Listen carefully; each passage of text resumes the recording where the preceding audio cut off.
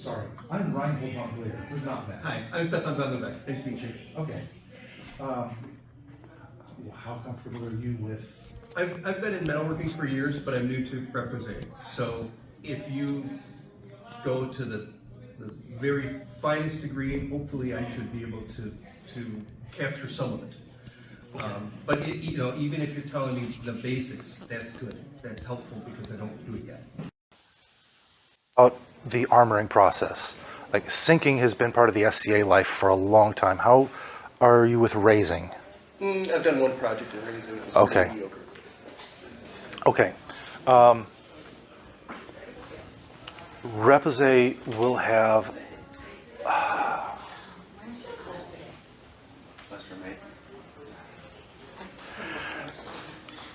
Repoussé will actually have a lot more to do with sinking than raising, but in order to get to the spot where you can do repoussé on armor, you really might want to have more familiarity with raising so that you can maintain the thickness of the material over the project so that you can then sink it. Does that make sense? Mm-hmm. Or is it,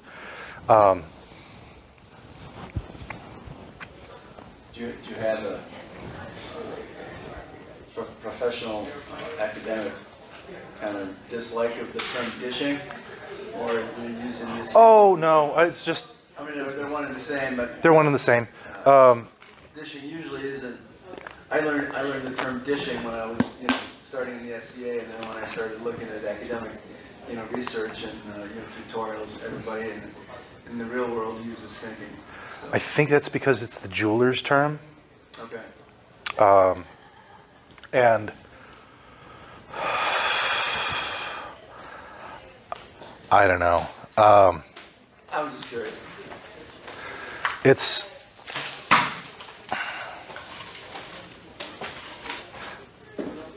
there's a really good smith that I'm acquaintances with. I can't say I'm his friend, but his name is Ilya Alexiev.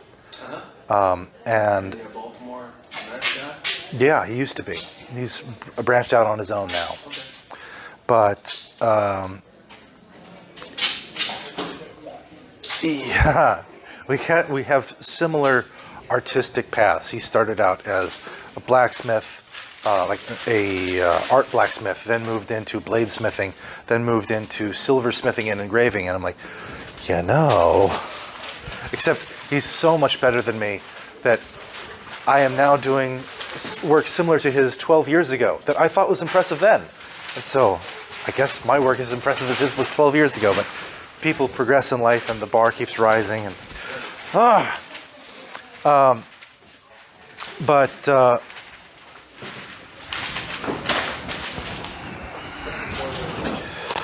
repoussé in a silversmithing context is done with punches like these, and I've got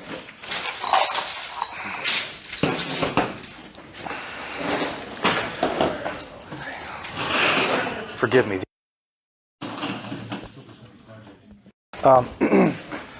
You can break silversmithing punches down into two broad categories: liners and material movers.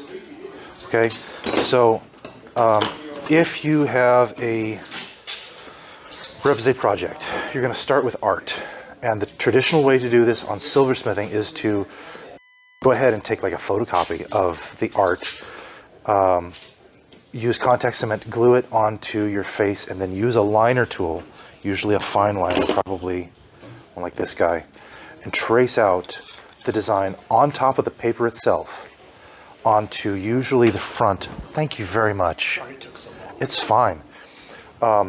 Onto the front, right onto the paper itself of the material, and then you wind up with your image marked exactly on the project. And then as a silversmith, you would flip it over, and then you start establishing your areas in the back with your material movers. A rounding punch or a flatting punch. This is a kind of a corner. This is a triangle corner. You have all kinds of shapes, lots of shapes. And then you will slowly build up your areas from the back, and that's what repoussé means. Means to push out. Like our word repulse is from the same root. It's actually from the Latin pulsare, to push. And then you'll flip it over from the front, and this is using the pitch. yes, usually. You don't. I'll get to that. When you're working from the back, yes, you can see what the image is, but somehow it's through a mirror darkly. You don't. When you flip it over and you see it from the front, somehow it's different. It's you will see just how the light catches it, how the areas play against each other, and somehow just looking at this it's not the same. So you will refine and identify areas from the front that need more work from the back, so you're going to wind up flipping a couple of times. I have seen pros who have done this for a really long time do it all in 2 flips, and that's amazing to me, but I imagine they've been doing it for longer than I've been alive. I've seen Douglas prior tutorials where he does everything from the front. I mean, he might do one pass, yeah, but no, I don't think so. I think everything is from the front. He just chases the whole piece. Well, yes, but he has started with an object that has 3-dimensionality in the first place. Usually by sinking the piece to some degree, yes. Yeah. Absolutely. So I've done that. especially with Doug Pryor's work, because he works big. He'll do helmets, he'll do entire wall art. He's been doing small stuff now too. Oh, I haven't seen that. Yeah. But if you're going to be raising anything that has a lot of dimensionality to it, generally more than a half an inch, you've got to put that in ahead of time, more than the silversmithing process, and that's where repoussé for armorers is really a thing. Because we're going to be doing large-scale metal forming anyway, and then we'll want it to be decorative. So please excuse this. This is like 15 years old, but it's illustrative. So today I wouldn't have done this the same way. It's looking at old work, but but if you want a decorative design on a piece of armor, there's only so many things you're going to be doing. You're going to be making large raised areas so that you can have a decorative pattern. You could be making a shape like a fleur-de-lis. You could be making like there's examples of right on the border of right about 1500 of images of the Assumption chased onto breastplates. It's like, wow, okay. But so there's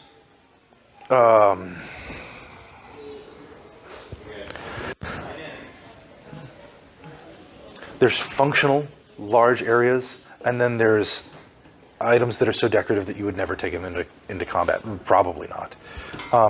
This stuff is all done with a hammer. You never get here until you might be working around this area and establishing that pretty well, and then you'll probably move to punches.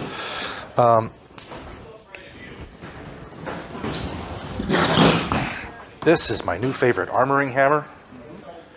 I really like it. That is cut down from this, on 24-ounce Mason's hammer. They say 24 ounce, that's a lie. This is a 2-pound hammer.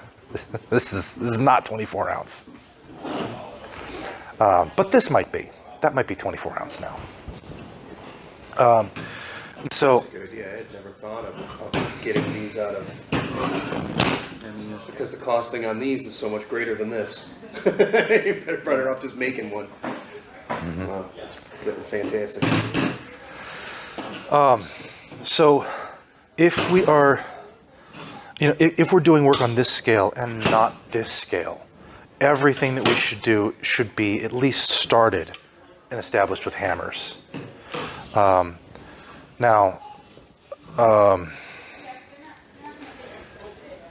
that means we're going to be working over stakes mostly. Hello. Handle list.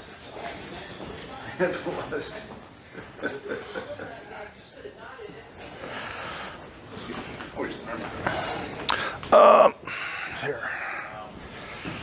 For an awful lot of work, I really like the bottomless donut, Ron Halberd's. I don't remember what his real last name is, but Halberd's was the name that he goes by. He, like sinking forms, dishing forms used to be like the bottom of oxygen cylinders, or stuff like that. Then cast steel dishing forms. I like them a lot, but for this stuff, I actually think the Halberd style bottomless donut, and he just had a couple of pieces of weldable pipe fittings made into a ring and used that as a form. And the virtue of that is that every surface that your metal will interact with is curved, and so you're less likely to leave dings, and you'll have plenty of room. You won't bottom out. You have plenty of room to work down. So I think that's going to be the best for. And that's specifically for sinking. Well, I'm talking about when we're doing repoussé and doing work in, because you're going to have to work onto something that, like, what do you work against? You're going to work against pitch? No, not on this. It's too big. So you have options. So it's either stakes, and we're going to wind up with a lot of stakes. Lord knows I have a lot of stakes. Wood? Do you have any wood forms? I don't use wood very much, but I always think I should. It's just I don't wind up keeping wood in my shop. Right. So yeah, no, I think there's a lot of virtue to that. Clay. I preferred a lot of the copper and silverware. I have used clay. I'll have I broke it down for something, but I had a tray about 2 inches, and it was probably maybe 18-inch square tray full of that non-hardening clay. I guess that's plasticine clay, and that's really good. That's really good for establishing shapes. It doesn't stick your work though, but Right. If you're working large enough, it doesn't matter.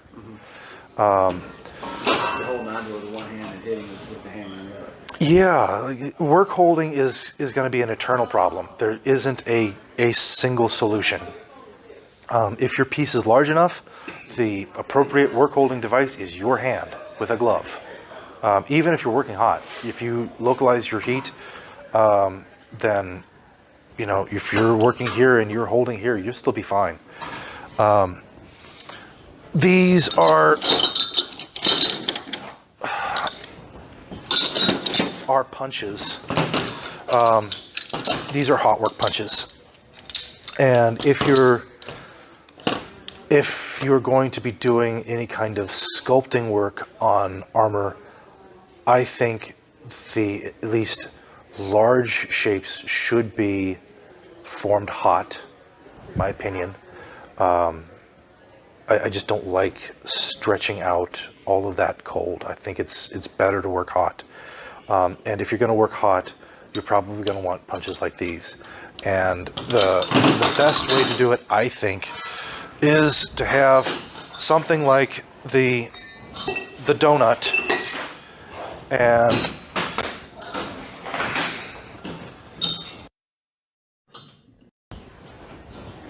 like if you need to establish a shape, I think you put it on something that's not going to burn. You get it hot, and then you can work with one hand on the punch and the other hand on the hammer. It's not perfect, but you know, you can get close to it and support it with yourself. I think that's the best way to do hot work with a punch. But again, most of the broad shapes we should be establishing with a hammer anyway.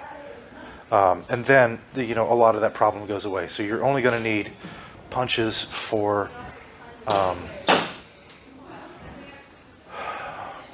would say, shapes that are less than, about 3/4 of an inch in diameter and smaller.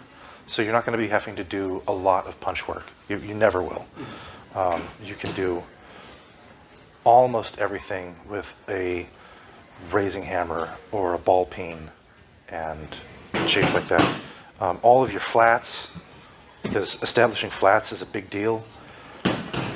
Like there was a lot of flat that I had to establish on this guy, and it's a pain in the butt with punches. So that piece is finished?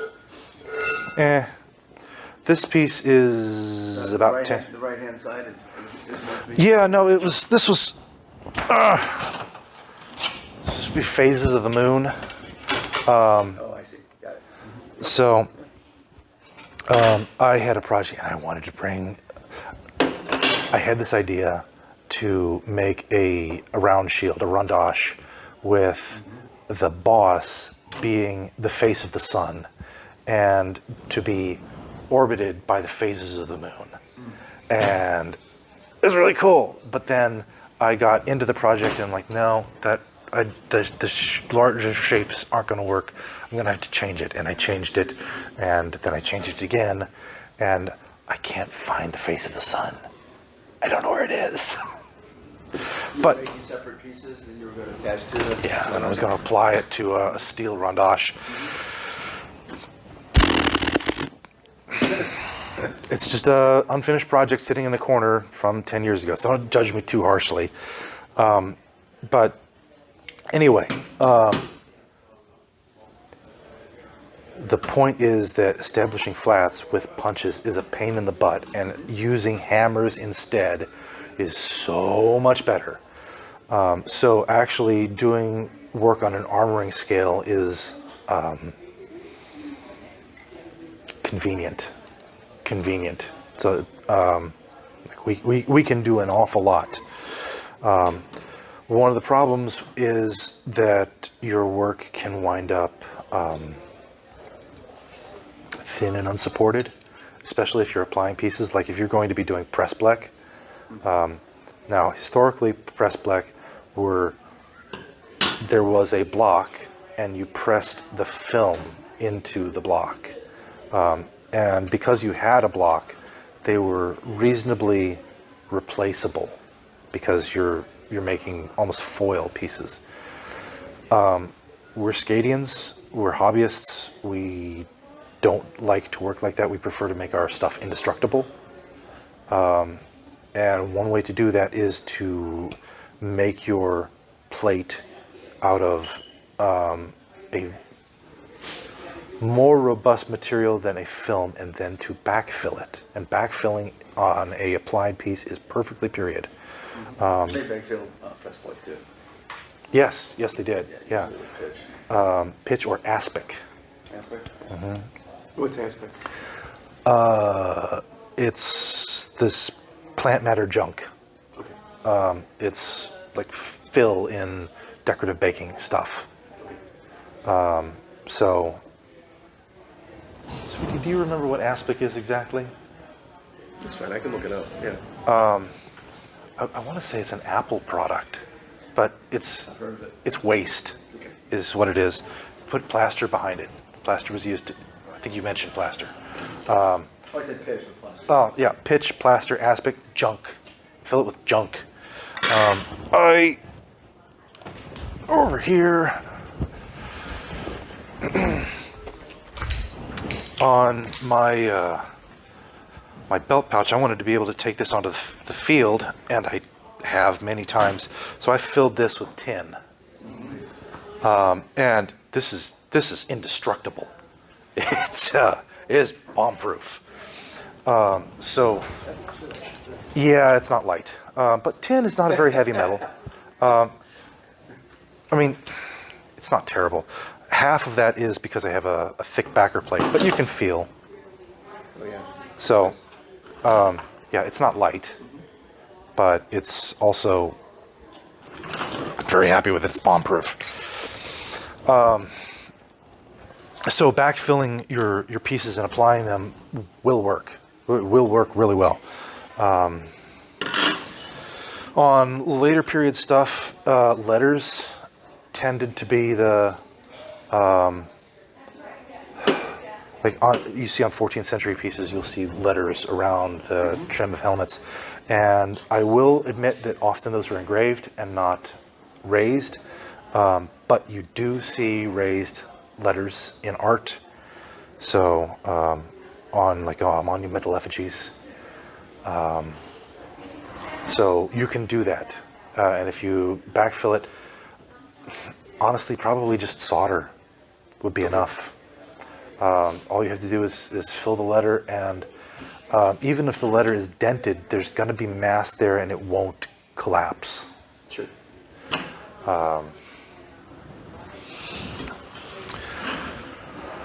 It's a really good idea. Sounds really good. It bond really well with copper too. That's a lot of work. Yes, it was. That was another project that didn't go anywhere. That's the kind of things you almost want to do for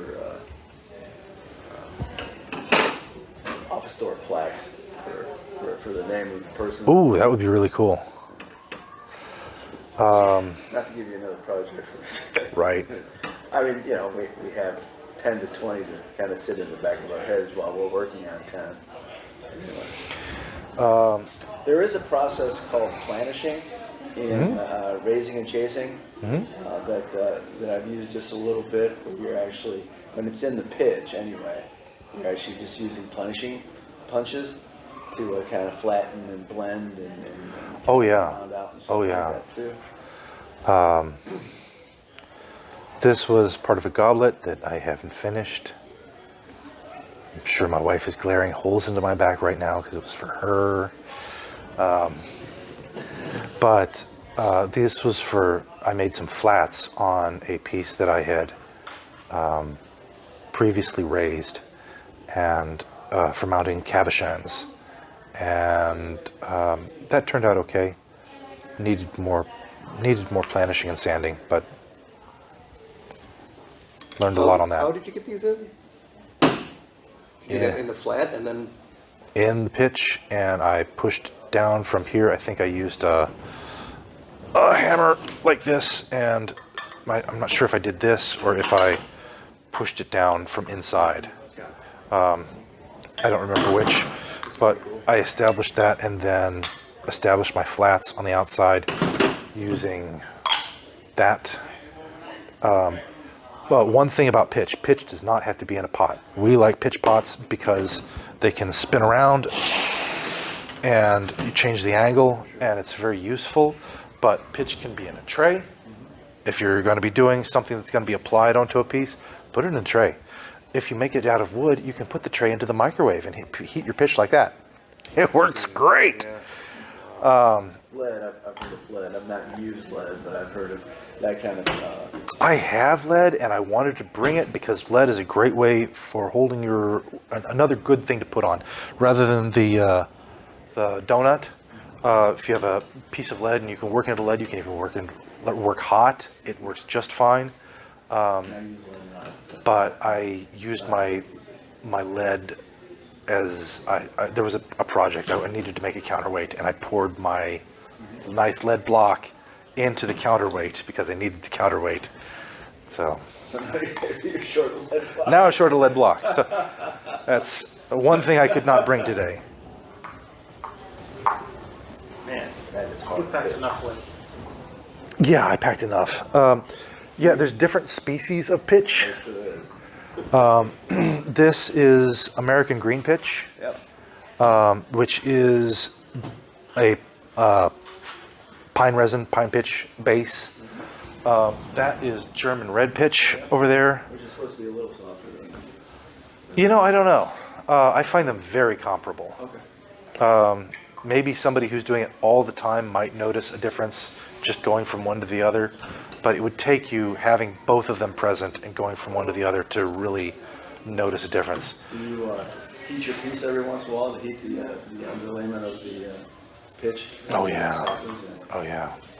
And that's when I'm working on a piece, that's never a problem, but when you're first starting, you really have to heat the pitch up first, because right now this is almost like glass. I'm sure I could take a hammer and smash pieces off. And that's how it comes if you buy it. It'll come in. The champion. I got. Is it green? It's also green. The champion green. It's softer than this particular green pitch. Not not by a lot, but I can tell it's softer. Okay. It's not quite that glassy feeling when I'm I tapping it. probably got this 8 years ago from Rio Grande, and they stopped carrying that maker. I think it was Northwest Northwest Pitchworks, something like that. Yep. And I was able to get another bag of them from their website, and then they just vanished. They're not around anymore. And that's why I went and got German red pitch, and I've been happy, but I've made my own pitch. Yes. It did not come out well, but I did it. Because all pitch is something sticky that you're cutting with a dust to make it slightly less sticky, to get the stickiness that you want, and hopefully it has the consistency that you want. Like you can, if you're doing large scale stuff, you can make pitch out of literal asphaltum roofing pitch. You can take plaster dust and roofing pitch and mix it in, and you will have something that will work for a large scale project, and it'll be cheap. Be cheap for a large scale project. But it's dirty and smoky and smelly, and it's not as firm and nice as this stuff is. So for doing fine detail work, that's not what you want. Mm-hmm. Honestly, if I wouldn't recommend it as a starting point, even though that was my starting point, because unless you have kind of a baseline to know what you want, it's really hard to make your own out of nothing and get it right. You're not going to know where to push the product to get it where it needs to be. So let me ask you a question. So let's take the placard press plate right there, and let's say that I wanted you to say it was for me, and I said that the 3-point semi fleur-de-lis looking there ornament, I wanted in the middle of it an actual French fleur-de-lis in it, with the maybe at least an 1/8 of an inch, maybe a little bit more relief in it. How would you go about doing that? So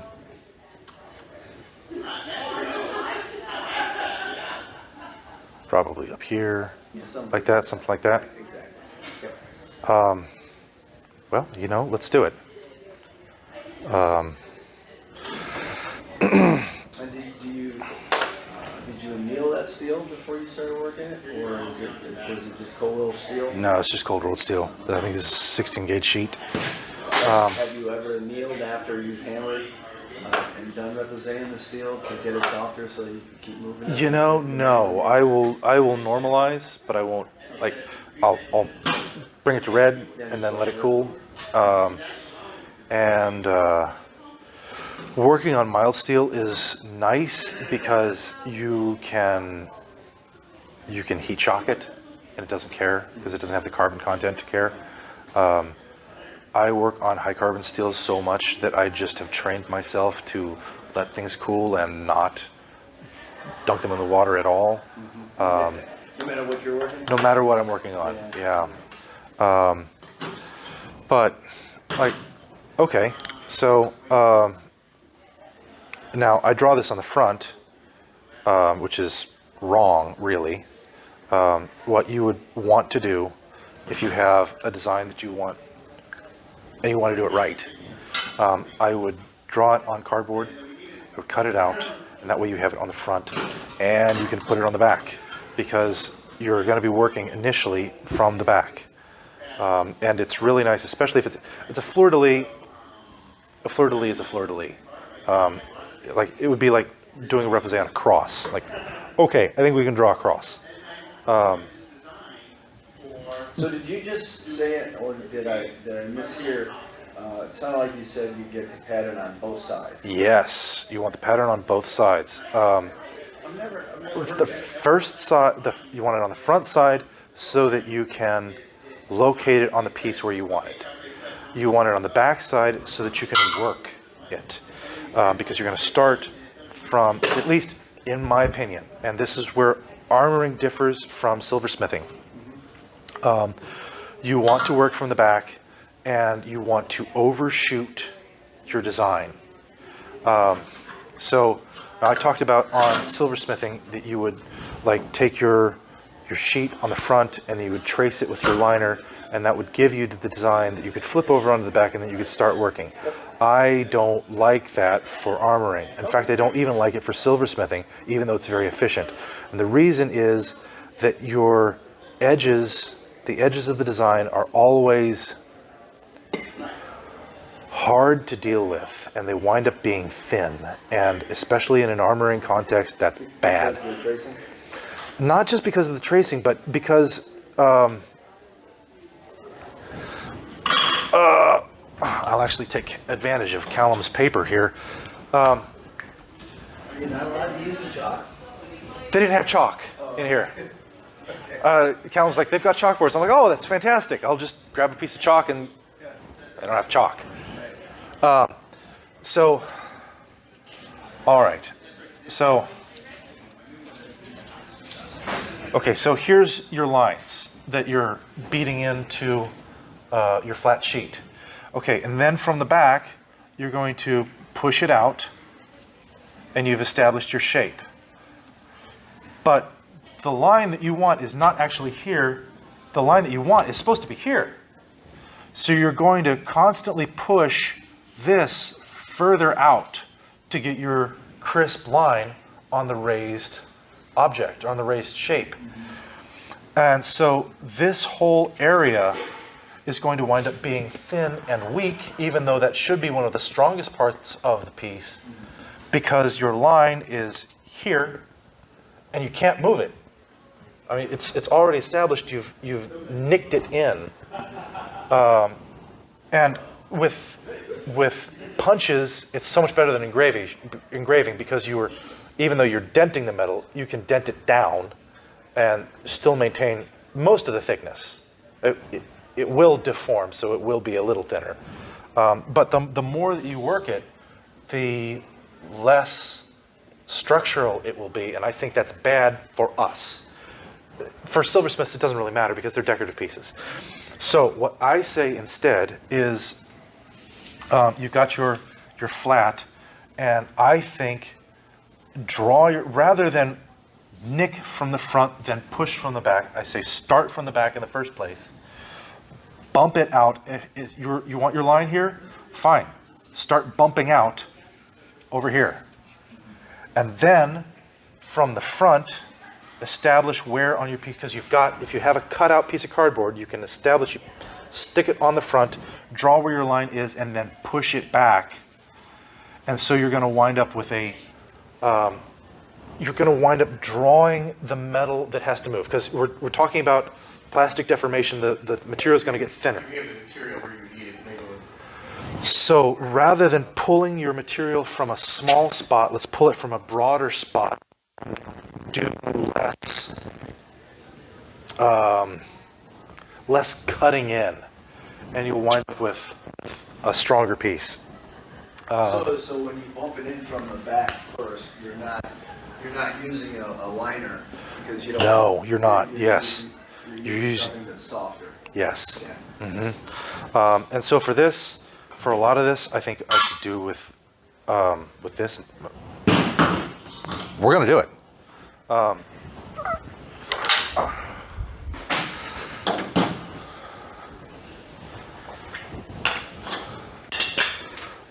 One issue with pitch, it smells nice. It smells really nice. That's one reason working with American green pitch is desirable,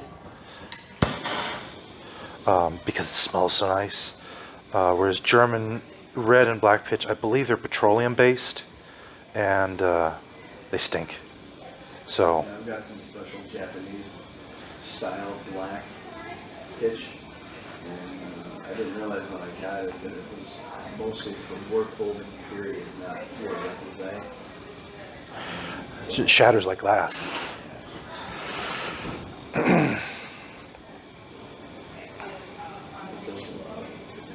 Wilson, I think that's his name. SCA guy, Tennessee. Murfreesboro based. Oh, is that Master Gunter? No, I don't think his name's Gunther. He's definitely a Laurel. He makes all the little knives that he sells.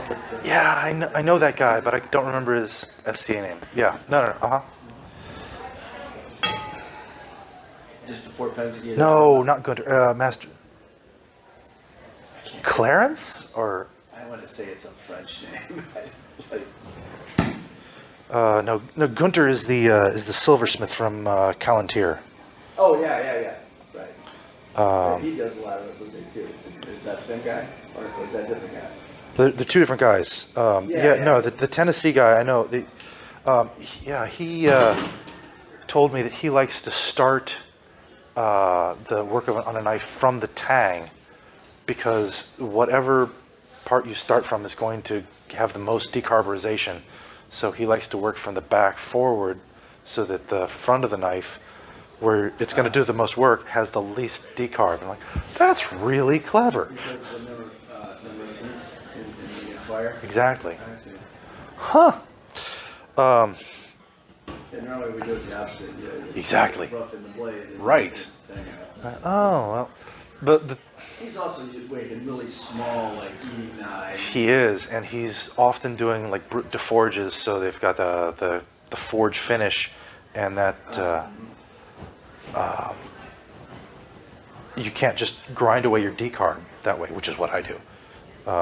Which is a very, very period thing too, but it is. So when you say decarb, you're on scale?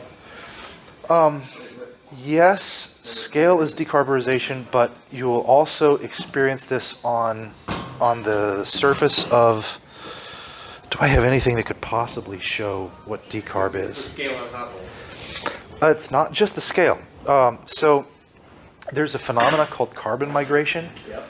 and at heat, carbon is at let's say at luminescent heats. Carbon will migrate because it's not at luminescent heat. The steel has become what's called austenitic, and so the crystalline structure of the metal is fluid and not set, and carbon will migrate through them, seeking homeostasis. So it will go from least or from greatest to least, and the area of least carbon is actually the surface of the steel, and it will actually migrate out. And you can use that, like if you pack your piece in carbon and you heat it up, carbon will go into the steel and will improve the steel. But when you're forging over multiple heats, the carbon on the surface will escape. And yes, it will forge scale, but that's oxidation rather than carbon loss. If you remove the forge scale,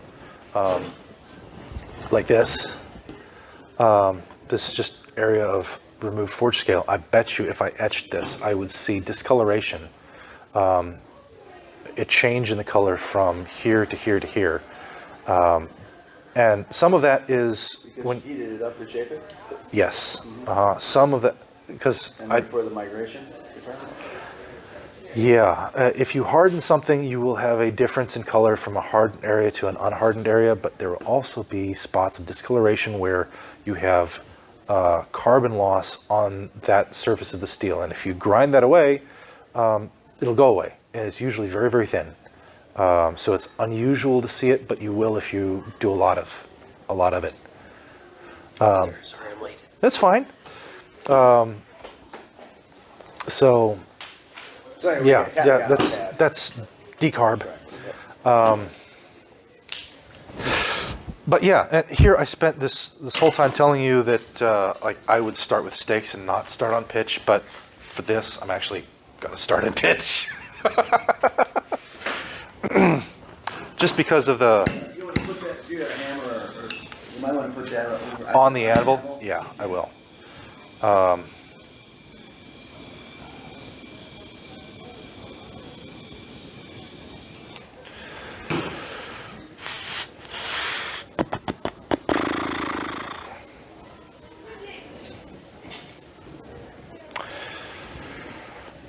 And honestly, if you're going to be working with pitch, I recommend using a heat gun rather than a torch. The torch works really nice, but it heats up a lot hotter than a heat gun will, and you'll wind up with your pitch being more liquid than you want it to be. So, oh well.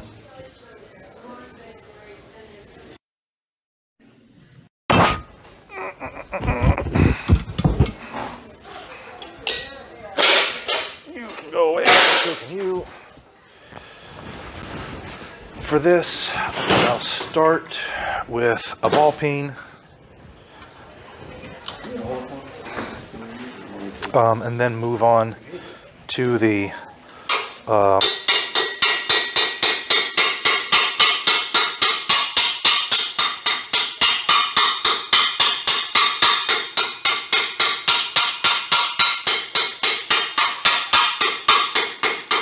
now this is not a blacksmithing hammer action where I would be using my shoulder mostly. This is much more like a planishing action that armorers would do. So it's much more from the elbow and the wrist. I think my pitch is overall still too cold. It doesn't like this very much. It's not performing very much for you. No, it's a lot harder than I kind of expected it to be. How do you keep your shop at? Mid-70s. Oh, do you? Yeah. Okay. It's It may be colder, and therefore it's been sitting in. Of course, you're Cincinnati too. So it's been sitting in the car, so it's cold. That's why. Okay. But no, my shop is very nice. It's heated in the winter and air conditioned in the summer. Nice. And I didn't put the air conditioning in. I share my shop. My guys at work are like, we're dying in here. We want an air conditioner. I'll get you an air conditioner, but you've got to install it. And they did. They were right. It really is nice. But the heater I installed.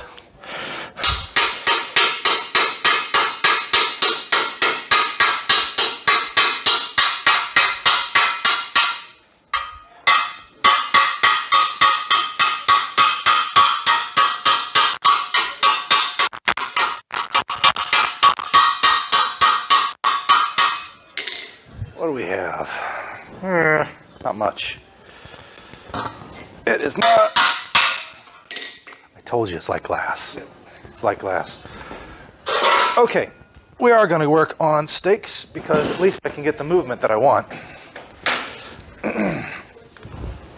Ordinarily, ideally, your pitch should be more conditioned than this and not shatter. It's just cold.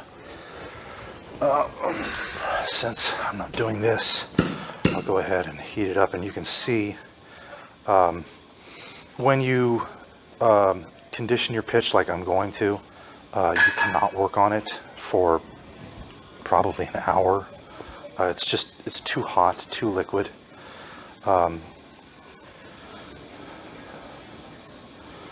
So what's my pitch is very liquid on the top right here, but it's still glassy on the bottom, and it needs to have a more even temperature, which is one reason if you have a wooden vessel for your pitch, it's really nice because you can stick the whole thing in the microwave.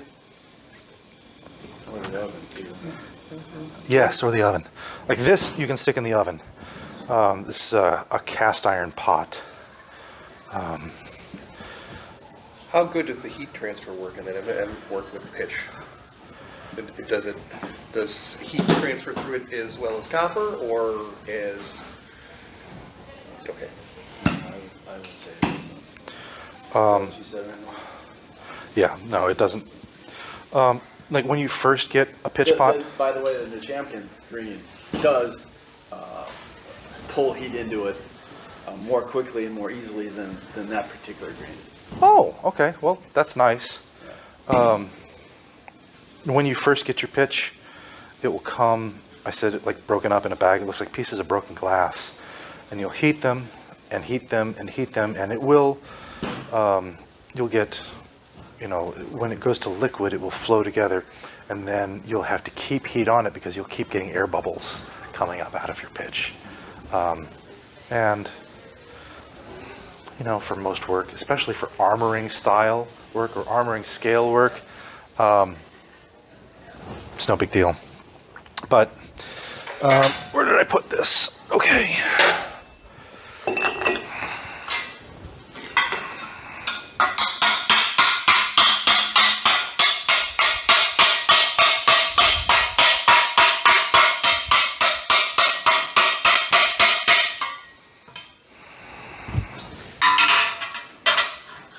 Okay, so we're going to go ahead and sink into the bottomless donut, like I talked about before. You want to control where your metal is deforming. You want to pull your work towards the edge of the form, and so you'll probably be moving your work around as you're moving your hammer around.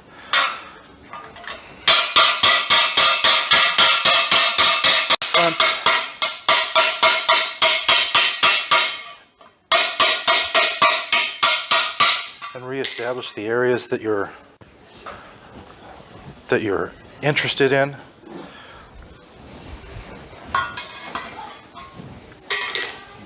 I think I will move over to stake right. In a medieval shop, you'd also have a striker that you'd probably pull into play if you needed any kind of secondary process. Well, very possibly, but we see an awful lot of journeymen or apprentices off in the corner of depictions of shops just pounding away over a little stake. So,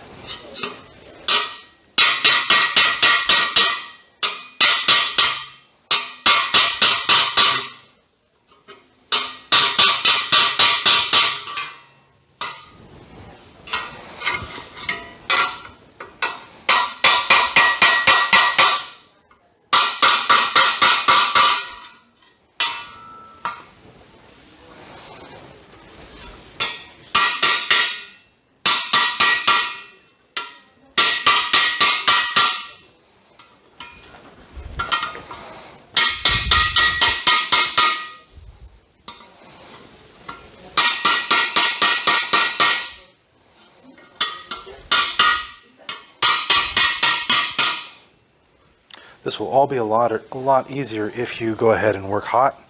I didn't see a real need to, but I might change my mind.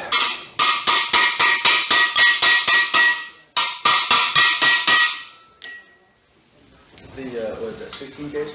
No. Huh? Yes. The nature of the apparently I'm learning is strong enough that it kind of supports itself in a lot better fashion than any of the non-ferrous that I'm used to, the coppers and the silvers, etc. If you were doing that type of work that way with even a 12 gauge, any gauges are different, non-ferrous, but 2 millimeter thick, it wouldn't be taking that easy of a shape with that kind of work without lots more No, you're right. support. You're right. I actually think we might go ahead and do a little hot work just because I'm not satisfied with how it looks. That's one reason that I don't do. I have.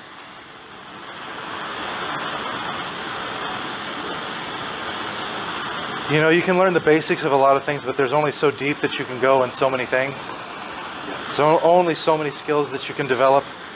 And I've probably made 20 pieces of armor, none of which I wear, because I love the metal shaping aspect of it, but the fitting part of the part about fitting my work to me or someone else, and then fitting my work together with other pieces is a separate skill. Yes, not my skill. And so I made a decision pretty early on to just focus elsewhere. Just focus elsewhere. And I'm realizing that I forgot the spray bottle that I wanted to bring to cool down my work, but there's a restroom right next door.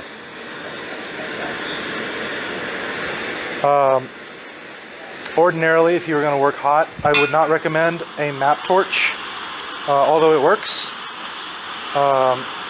I'd say an acetylene or an oxypropane torch. Oxyacetylene is great, it's just expensive. Oxypropane's 4 times cheaper, 5 times cheaper. No, oxyacetylene is fantastic, and that's what I use because that's what I've got in the shop. But I keep telling myself, I'm going to convert to oxypropane. I'm going to convert to oxypropane. I thought about it, so I just don't use it enough. If I'd rather use it only something that hot, and that scale. If I had gotten into armor the way that I got into blades, I would absolutely be doing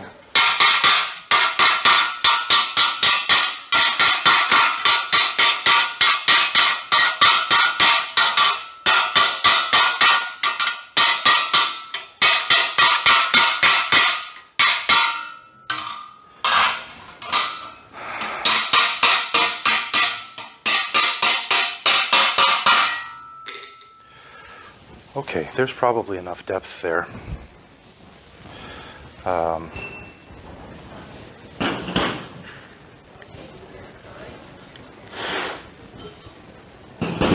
Gosh, this is cold. Just feel it. Yeah. Oh yeah, the thermal mass on that has got to be. It's still like ice down there. It's one of those you just want to put it in the oven for an hour at about 120. Yeah, but we'll see if I can get this simultaneously heated up enough and. There's a red softened fat. No, but it might because it's in a thinner cross section. But there's actually more mass in that tray than there is in here.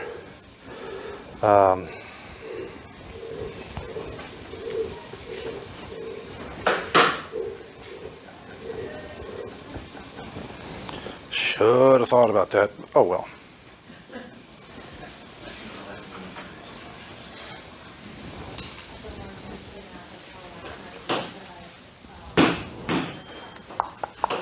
Probably covered this earlier, but what is the pitch for?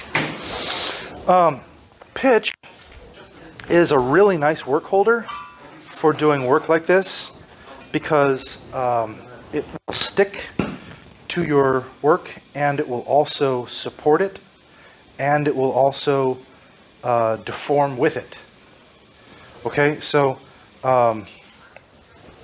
if you're working against stakes, and that was how I worked really early on, there is a limit. Like you need to fit your work to the, rather you need to fit the stake to the work. Does that make sense?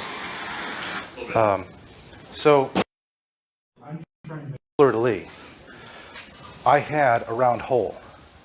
Ideally, it would be nice if I had a fleur-de-lis shaped hole that I could beat into, but I don't have one. So I had to, and you know, that's a legitimate solution. That is a legitimate solution. So many legacy smithies, historic smithies, have tools that were largely single use, made generations ago, and because they knew that the specific tooling for a specific project, and the project would pop back up again in a couple generations, and you would be using your grandfather's and your great-grandfather's tools all the time. Not the same tool, but somebody made a tool for that a while ago. And in older smithies in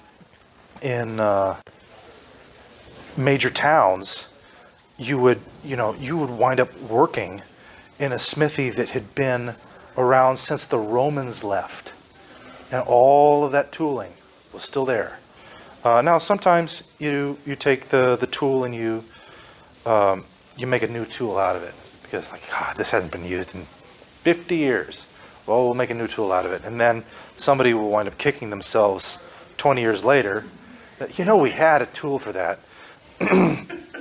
There was a famous incident, happenstance, that there was some restoration work being done by the Austrian government, I think, on one of their buildings, and there was this beautiful and very intricate lamp holder, wrought iron lamp holder. There were several of them on the facade of the building, and they needed to be repaired. And so the government went to, like, well, I guess we go look for smithies. So they went looking for smithies. And gosh, yeah, look, this is still like ice, and the top here is so fluid. So they went looking for smithies, and they found the smithy that had made it 300 years ago, and they still had the tooling for it hanging in the rafters of the shop. So they pulled it down and they started working on it. And it's like, yes, that is exactly how it was. And the reason they knew they had the tooling was probably because that was a story when anybody asked what that tooling was. You're probably right. The guy who knew what to walk. You're probably right. The new apprentice or the new. That's right. Yeah. Or they looked at the lamp and went, oh, that's what that thing is for. That thing was that.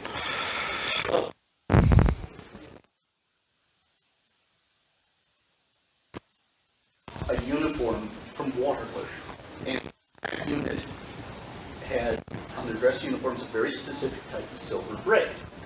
And there were like 3 companies that made the stuff back then for the regiments. So he called the company and said, look, I'm willing to pay to have this stuff made. I only need about 2 meters of it, 3 meters of it. And they're like, oh, just a second. I have to look around the back of the shop. We still have some. In addition to the pattern, but they stopped using this on uniforms in 1825. They still had some. And enough that they didn't mind selling them 3 or 4 meters just.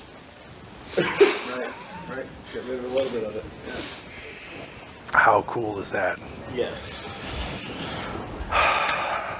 But that is one challenge for us, especially both in the United States and as reenactors, pulling so far from the past that we don't have those artistic legacies anymore.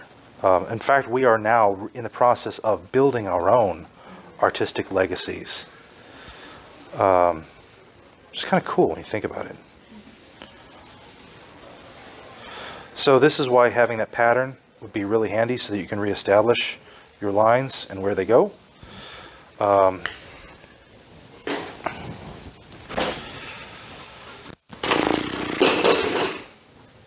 Is it a soapstone stick that you can use for Yes, you caulking can. onto a metal that can heat and reheat it? Yes. Mm-hmm. Soapstone what? Soapstone pencil. Oh, Color's pencil. Yep.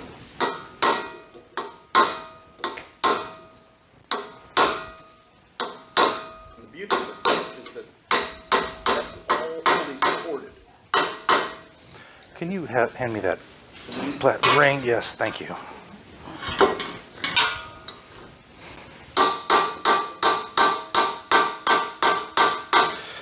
Now, silversmiths use a much lighter hammer. It's like a 4-ounce hammer. That will not get through steel. So this is, I don't know what this is. I think it's heavier than a 12. It's like a 14 or maybe. But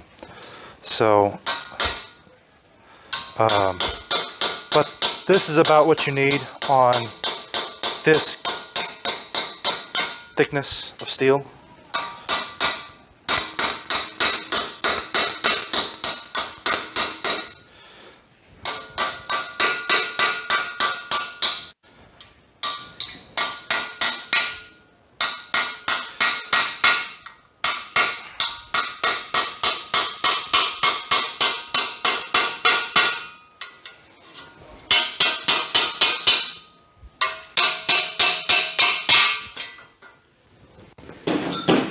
And that will happen when you're working with pitch, when your pitch cools. And again, it's cooled because of the cold that's still on the bottom, because this was out in the car last night. Mm-hmm. So we have red pitch at home. Uh-huh. What is the difference in terms of like the density of red pitch versus black pitch? This is actually green pitch. Okay. So American green pitch and German red pitch are very, very similar. I just, green pitch smells nicer. Okay. That's literally the difference. Okay. I have heard that red pitch is harder. I've also heard that red pitch is softer. I can't tell you one way or the other. I think they're very comparable, and I think the only way that you would have a firm opinion on the matter is if you had both and were using them on a daily basis. Yeah,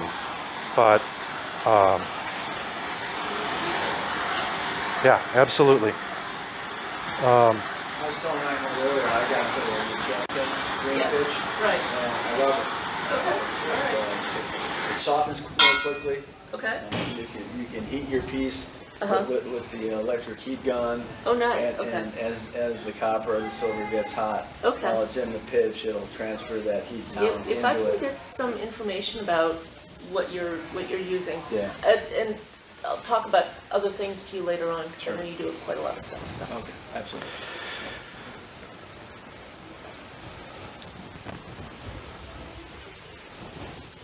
Ordinarily, setting your piece into the work takes a while. Yeah. But again, this thing is so cold that it's going to cool down here in just a little while. One of the other things that I was taught to do Yeah. is to roll some of the pitch over the different areas of the piece that Yeah. you're not going to be working. Right. So As a that- work holding. Yeah, it's basically a holding pool. Yeah. So it's not just the sticky, it's also a whole. Right. Right. Yeah. Yeah. Yeah. Modern now also uses thermoplast. If the thickness of your liner is going to have to be determined by the thickness of the material that you're working on. If you use too thin a liner, what you will wind up doing is cutting, essentially. Although you are not removing material, you are still cutting in. Actually, I should say it will do that. You will get upward deformation and downward deformation, but you're still going to have a knock. if you need a sharp corner on the object that you're doing repoussé on, the way to establish your sharp corner is, okay, this is your preform, okay? If your goal is to make this, to make a square, then this should be your preform. This is exaggerated, of course, but then you'll come back in with either hammers or flatting punches and put in here. You will essentially forge a sharp corner rather than cut in a sharp corner out of the thickness of your work.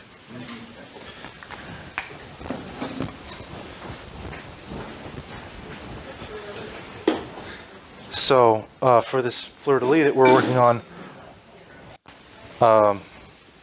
I'm just going to take this is a material moving punch. This is a silversmithing size, but it's like a really fat liner for armoring size. And what's the radius on that? I don't know. Radius. Small. You wind up, like, if you're going to get into this, you need to be able to do some metalworking, at least a little, because you need to make your punches. I have seen people try and get into silversmithing buying their punches, and like Liz Nechampkin, Nechampkin Studios makes wonderful silversmithing punches, and she makes a small set that's enough for a starter, so you at least have something in your hand you can see, but you need to be able to make your own, because you're going to have so many. And That's actually been a goal of ours that we haven't done yet, but we would like to do, so. Yeah, and everybody has, Yeah. every smith has a different opinion on metals, hardening process, do you need to harden it, how do you harden it, you know, et cetera, et cetera. Everybody has their own kind of specialty opinion. Some guys are like, well, I just don't, you know, I use a standard steel and I'm moving silver, I don't harden them at all. I just kind of, Yeah. perfectly legitimate. Yeah. Perfectly legitimate. I come from blacksmithing and Yeah. hardening and tempering, so I. Yeah, you have to harden. Yeah, I'm doing silversmithing, but, you know, if you're doing, So, keeping that in mind, we're going to work around the edges of the project with this not a liner, kind of sort of liner. Darn it!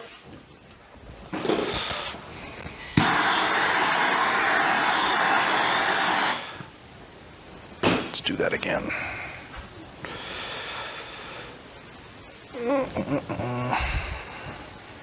By the end of the class, this will all be warmed up in perfectly conditioned pitch. And then the class. of course. Yeah, that's how that'll work.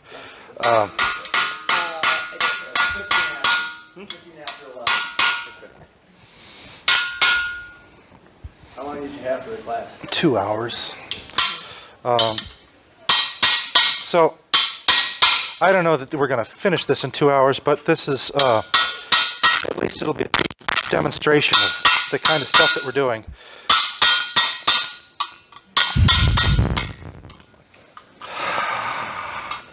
So annoying. For somebody to hold the base of it while you're. What I need to do is take some time out, put this in the oven. Yeah. It's obnoxious. So I'm sorry my pitch is cold, but you can kind of see what I was doing. So we would go around working. Yeah, so essentially you're working into it so you get that bulge. That's right, and we're not On the outer we're face. not concerned about the lines of the image just yet. In fact, it's advantageous to overshoot, at least from the back. Okay. And then again, if we have a like a cardboard cutout of the image, like the silversmiths, the typical. I'm not sure who heard this and who didn't, but I know people didn't hear this. So as silversmiths, a common method of material transfer is to take a drawing or a photocopy of the work, spray glue it onto the front, and then use your liner tool to go around the perimeter, and so you have your lines transferred. And that works in a silversmithing context because it's not supposed to be structural. Right. But in a silversmithing context, the lining that we do is this. Yeah. And again, it doesn't have to be structural, it's silversmithing, it's fine, but that's not what we want to do for armoring.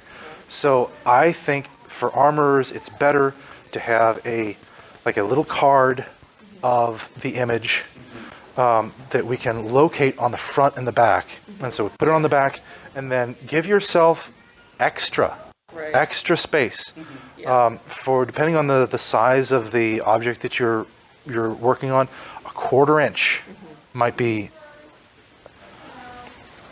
depending on the size, a 1/4 inch might be a lot. Use your judgment, but be generous when pushing out from the back. It seems to me like the radius of this would have to be at least like 3 times the thickness of the metal. You know? Probably. Now again, that's exaggerated. Okay. So what it's really going to wind up more like,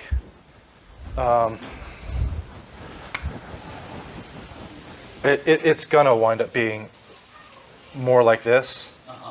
But if it's important that this be a hard 90-degree corner, and sometimes it's not,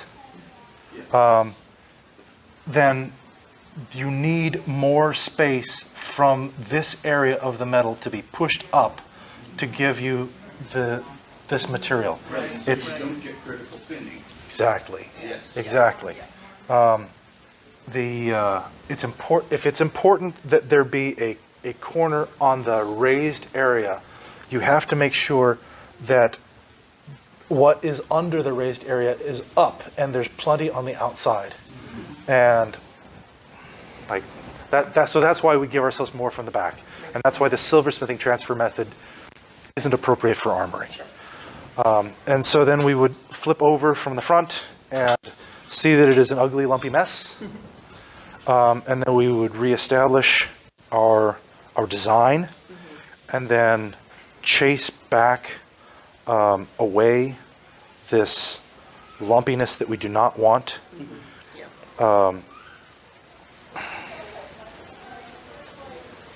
So essentially, you, instead of putting this face to the pitch, it's this face down to the pitch, and then you work into the metal as opposed to... Yes. Although sometimes you'll have more options, and I'm going to do that now. You can clean up. Cleanup does not have to be on the pitch, especially if you're cleaning up against or to reestablish a flat. If it's a true flat, the anvil works great. In this case, we're cleaning up on a radius, and this is my backup anvil, and not all of my tools are interchangeable. Where did you go? The appropriate way to fix this is with a Dynafile, little powered, tiny handheld belt grinder that can go in there and clean this up. These are, I mentioned this before, but for everybody else, this is a Chinese anvil. This is one of those Amazon anvils. No, it's a real anvil. It really is. This is a generational buying opportunity. This is a 132-pound or 60-kilogram anvil. Yes, it's Chinese. No, it's not particularly high-quality steel, but it is steel. It's not cast iron. Yeah, it's not bad. It's not bad. Not fantastic, but it's also either $2 or $3 a pound. And it's something you can get. The fair used price is $4 a pound, and nobody sells anvils for $4 a pound anymore because there's so much interest in blacksmithing. Everybody has gone to $5 a pound. New anvils, new steel, good steel, starts at $6 a pound, between $6 and $8. $8 I think is excessive. It's only the Germans charging $8 a pound.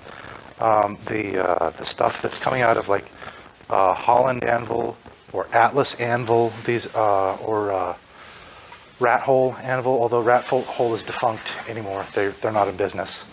That was all $6 a pound for new steel, and it's good. It's fantastic. Like some of this is H30 cast steel. This is not that, but it's way better than cast iron, and it's better than a lot of historic legacy anvils.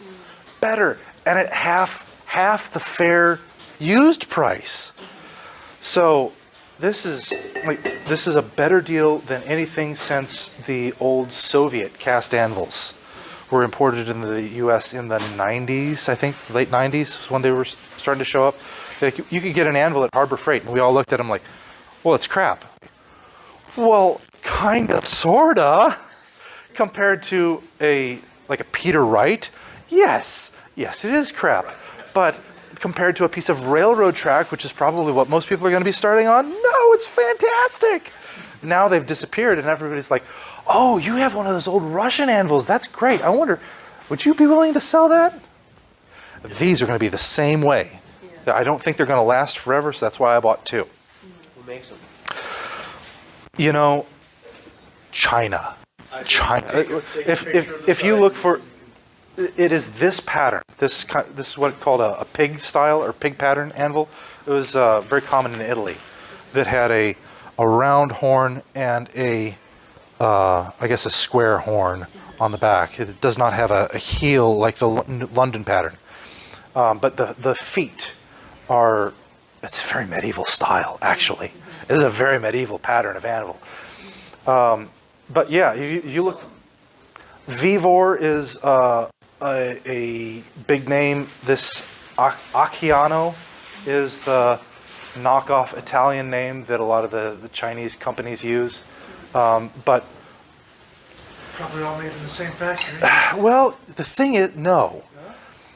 They're made in communist China, and communist China does not have intellectual property. So if you're making an anvil, you will take the standard Chinese anvil pattern, and it doesn't matter if it's in this factory or that factory or that factory or that factory. You'll take they're going to make it to Chinese pattern.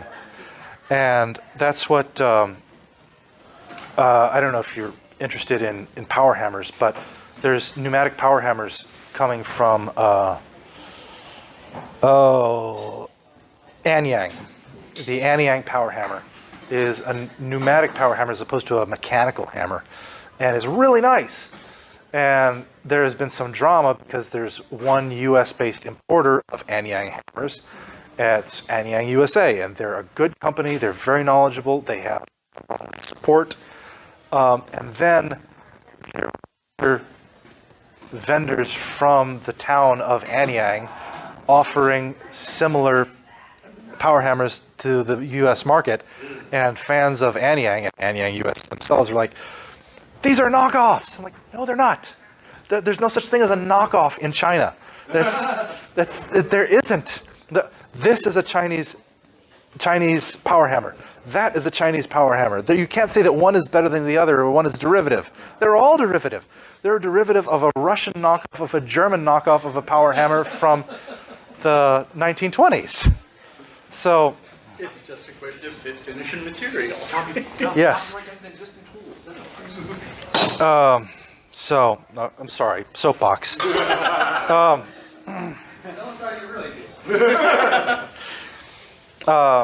But for it, like, if you're interested in getting into smithing, getting one of these 132-pound anvils is going to be like $300, $280 to $300.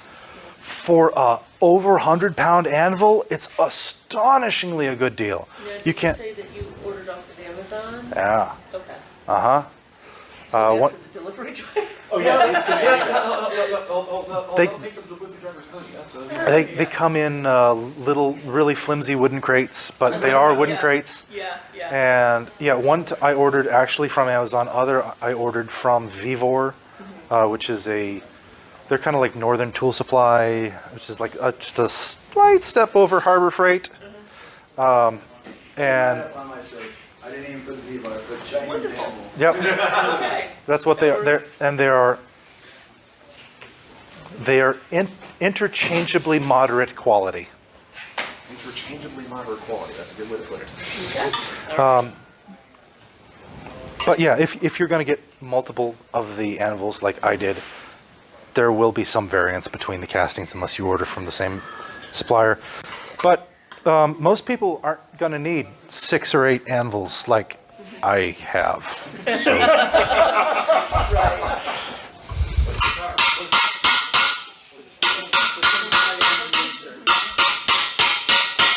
So we're just going to clean this up and reestablish the flats. And make a lot of noise, sorry. Class. Why would we be surprised? And this is part of the silversmithing process too. If you're doing repoussé on like silver sheet, you will wind up with your flat stock bowed in quite a lot, and you're going to need to reestablish it. And so you use a flat block or dapping block, and you just push it back to flat. And told him where it was, so I think actually, for this, I think I will put it on the anvil.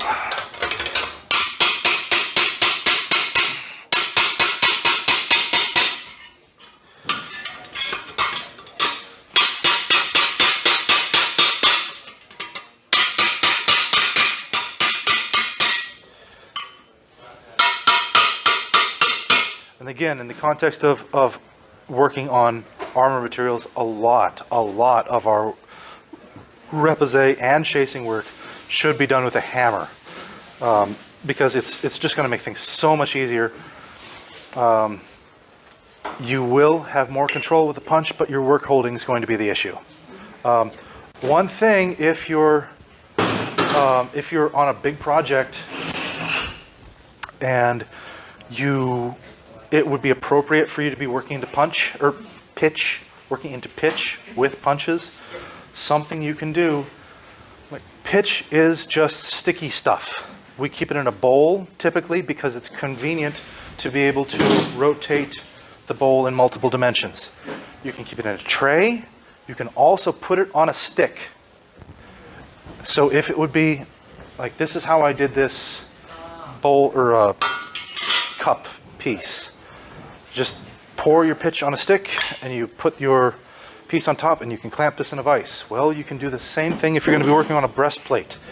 I have this guy and this guy, and you can pour pitch on these and just clamp this in a vise and put a workpiece on top. Have a pad of pitch that's supported by this in a vise, and you're working on your breastplate. So like this would be difficult. You would still have to support it somehow, like down here, but like you could put a stick in a vise right next to it and keep it supported like that, and we could be working on in a vise. And especially if you were working in the center of an area, this would be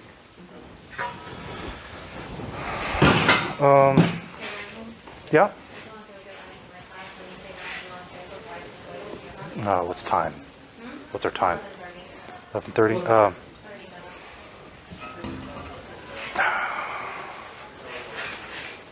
No, probably not. I think we're about done with this. We're not going to get. We just did a fleur-de-lis on a whim, because Ike brought it up, and I'm like, well, there's only 2 people here. Let's just do it. Let's do it. People drift in. So,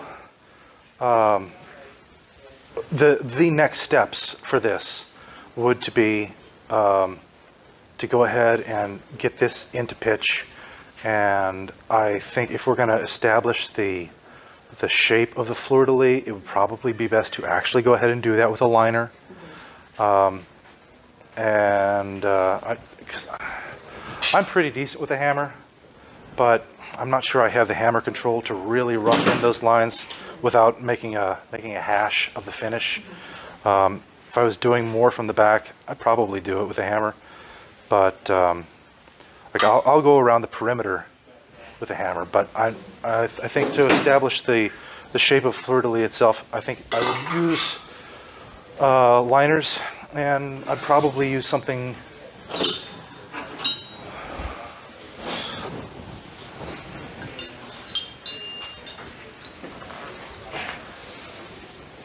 I think this is too fine.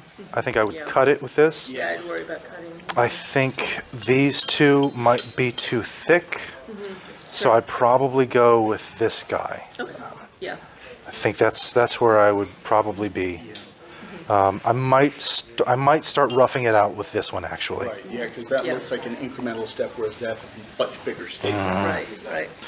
So, and that's how you wind up with so many stupid punches Yes. because you're It's, yes. it's a ratchet set. And then, there's a silversmith's adage that never look at the front of the tools, always look at the back. Yes, Because that's what will tell you what the worker is actually using. yes. So if you find yourself like, oh, I made this one, and I made this one, and I made this one, I made this beautiful incremental set, and I used exactly, exactly. Yeah, yeah. And